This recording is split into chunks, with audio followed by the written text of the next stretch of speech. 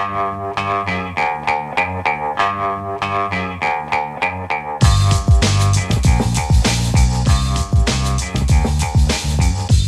the Brian Lehrer Show on WNYC. Good morning again, everyone. Now I'm going to ask, why are so many girls who play competitive sports tearing their ACLs? If you watch or compete in sports, you know how devastating an injury to the knees, the anterior cruciate ligament, can be, ACL. It helps keep the knee stable and prevents the shin bone from kind of sliding out in front of the thigh bone. Ugh. Teenage girls, as it turns out, are tearing their ACLs at dramatically higher rates than boys who participate in sports like soccer, in particular, where the risk may be several times higher. There's a feature in the New York Times Magazine by the writer Craig Welch that digs into the mystery and heartbreak of those injuries. The story begins with Welch's own daughter and her teammates, many of whom suffered ACL tears in a short span of time. So we'll talk about this ACL injury crisis in girls' sports and some of the already known ways to reduce the risks. Craig Welch's story is called "Why Are So Many Teen Girls Still Tearing Their ACLs?" and he joins me now. Craig, thanks for coming on. Welcome to WNYC. Glad to be here. Thank you for having me. Key word in this headline, still. I feel like we talked about this a few years ago. That is true. I believe researchers started noticing in the late 1990s that girls were tearing their ACLs more often than boys, so it's not a new problem. And listeners, you can help us report this story. Anybody experiencing this ACL injury, yourself or, in your daughter maybe, or someone else in girls' sports, particularly soccer, as a parent, a coach, an athlete, an athletic trainer, were injury prevention exercises part of your team's training? And, what's the best practice here for prevention as far as you know? 212-433-WNYC, or ask our guests from the Times who looked into this a question, 212-433-9692. Craig, you want to tell us your own daughter's story in brief? Sure. So I am, like many parents, was a soccer dad on the sidelines watching my teenager play soccer, which was a sport that she identified with. It was sort of a big part of her personality. And several of her friends tore their ACL playing soccer, and it just kept happening over and over again. And I started just asking questions of experts about what was happening here. And it turns out that A, they were not surprised. B, the problem was getting worse, and C, that there are steps we can take to prevent this. And as I was doing this, then my own daughter tore her ACL. And for those who may not know this, that especially in teenagers, when this happens, you're out of sports for a year. And if you can imagine being a sophomore in high school and suddenly you can't do much of anything athletic for a year, that's pretty devastating. But in addition to that, there's typically, especially with girls, up to a 1 in 3 chance that within a year of doing a tear, if you go back to your sport, that you're going to do it again. And over among my daughter's teammates and friends, I started seeing girls who were tearing their ACL a second time. And eventually that happened to my daughter as well. Why girls more than boys? It's several things. Part of it is just biology. There's the ratio between their hips and their knees is a little bit different. Girls also tend to stand a little taller when they're going into tackle in girls' soccer. Also, there's just a frustrating phenomenon where girls' cleats are often just boys' cleats that are styled differently, even though girls' feet are shaped a little bit differently. So there's all sorts of physical reasons. In addition to that, there are social reasons. Girls are often trained as if they're boys, even though their bodies are different. Boys are often encouraged at younger ages to go to weight training and start building up muscles. So there's all sorts of both social and physical reasons. You write, it didn't have to be this way. A quarter century ago, Holly Silvers Grinelli, a young, driven physical therapist, helped create a sequence of warm-up exercises designed to protect young athletes' knees. Can you tell us in brief about that series of exercises? And I guess you're suggesting that they are not as universally used as they should be. They are not at all universally used. So yes, back in 2000, Holly and a small team of people started working on a program to try to prevent exactly these exercises, and they tested them with 3,000 girls who played soccer in Southern California, and they found that between 70 and 85% of the injuries. They had 70 to 85% fewer injuries among girls who did this sort of 20-minute exercises a 20-minute exercise a few times a week before games and practices. In the years since 2000, they have researched this over and over and over again. The research has been confirmed in Nigeria, in Norway, in the UK, in France, and Japan. It's been shown over and over again that these exercises are incredibly effective at reducing the likelihood that girls and boys as well will tear an ACL.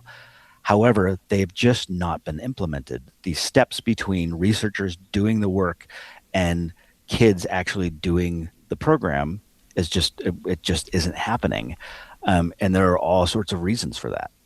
What are some? So, first of all, parents, kids don't really know that these exercises exist. A lot of coaches don't know that the exercises exist. Clubs don't know the exercises exist. Among the folks who do know, there's a lot of skepticism. Holly, the researcher who's been working on this for 25 years, said she can't tell me how many times she's heard people say, well, where's the science? Well, if you look, the science is everywhere. It's not disputed. There's also just some sort of steps that coaches take. They're very busy. They are unlikely to want somebody else to tell them what to do.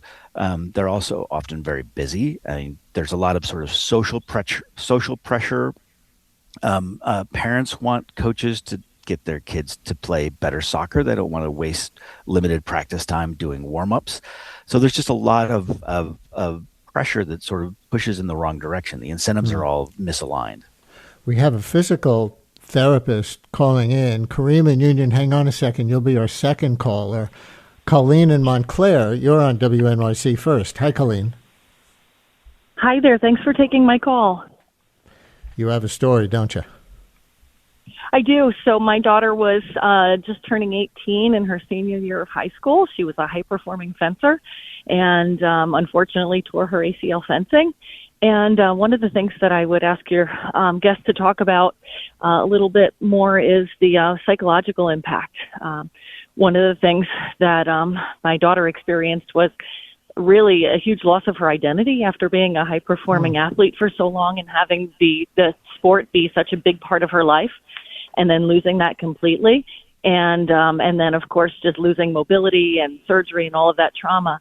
But one of the things we did right after she graduated high school was talk to the school about information for the coaches on how to respond emotionally and to help the kids in their recovery from the psychological and the emotional trauma of the loss of identity and all of that. Thank you so much. Has she been able to go on to other sports or other things to replace the sport she was doing? Yeah, great question. So not in high school because this was the end of her senior year, and she missed out on all of that really important accomplishment that happens in senior year when you're an athlete. But in college, she's gone on to many other wonderful things, and it wound up. Of course, we wish that it didn't happen, but the pivot away from the sport being the focus of her entire life was actually a really good thing for her. And she's doing great now. And that's a whole other conversation we could have. Colleen, thank you very much. Now, Kareem in Union, a physical therapist with a sports background, he says, Kareem, thanks a lot for calling in. Hi. Hi, thanks. First-time caller, long-time listener. I was just calling to say, I agree with a lot of what, those statements, the psychological impacts for sure, especially when they're trying to go back to their sport. They find a lot of hesitancy, like trying to jump or cut. But what I've noticed, for one thing, I think women in general, they have a little bit more joint laxity. So they are going to be slightly at higher risk. Furthermore, I think I 100% agree that there's not enough stock put into strength and conditioning for athletes, men and women alike. It's all about the sport and playing the sport-specific tasks and not performing enough resistance training to bolster those tendons and ligaments.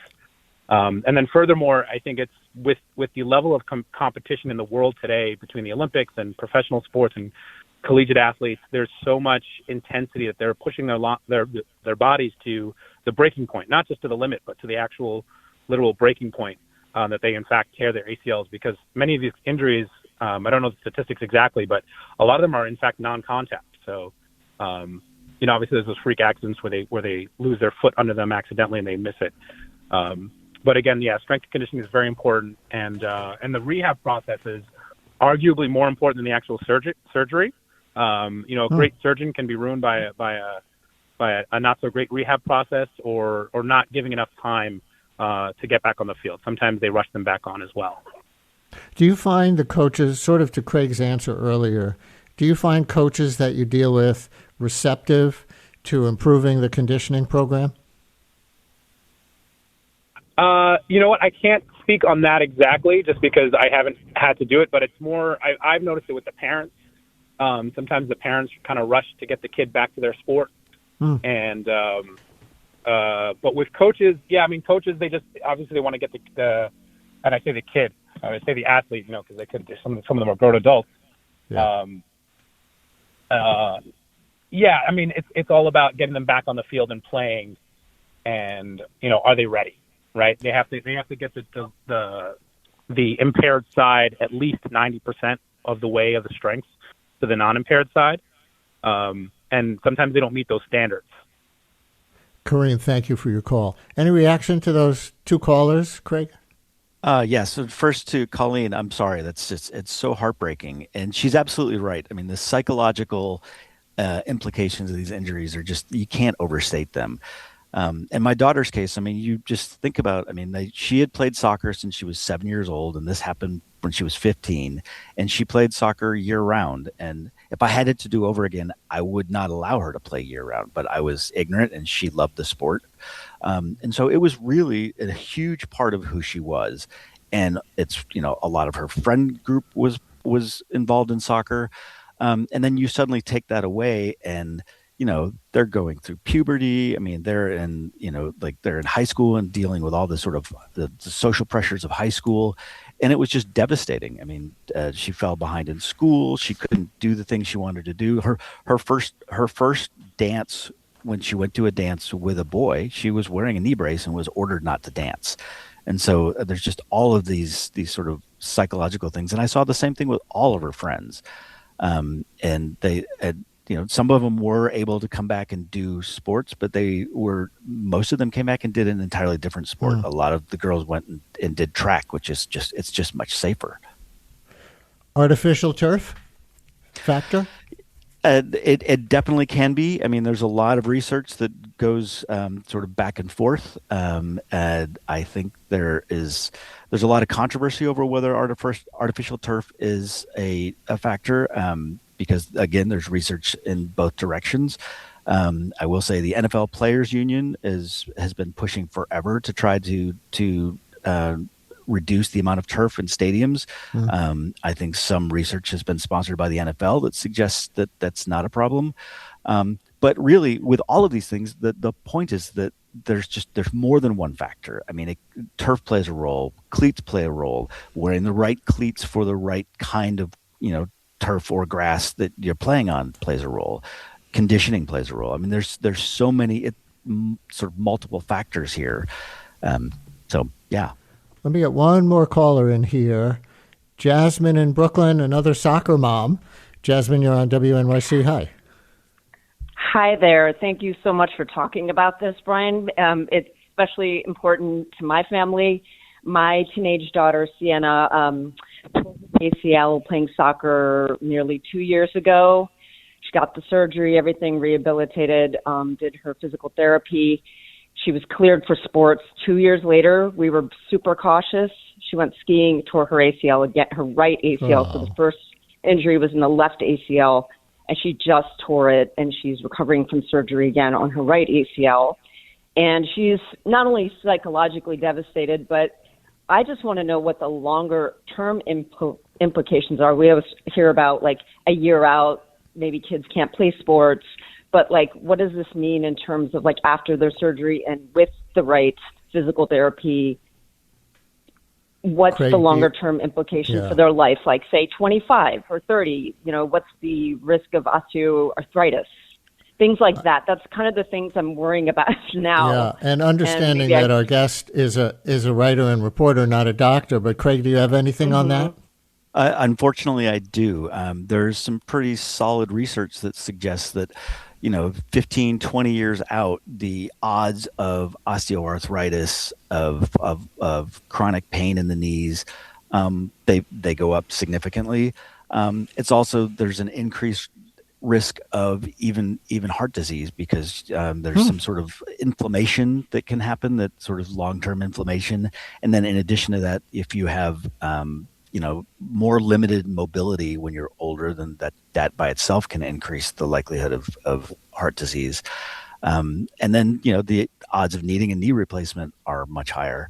I interviewed a woman who had 2 knee replacements when she was in her mid-40s because of ACL tear she had when she was a teen. Boy, that's not what you wanted to hear, Jasmine, right? No, definitely not. And that's kind of what I worry about as a mother. Obviously, I won't say that to my daughter, but in the back of my mind, I'm just like, how can I don't know if it's like she needs to take collagen supplements or vitamin C, or like what can we do now to prevent those type of things in the future. So, but it is pretty devastating, I have to say.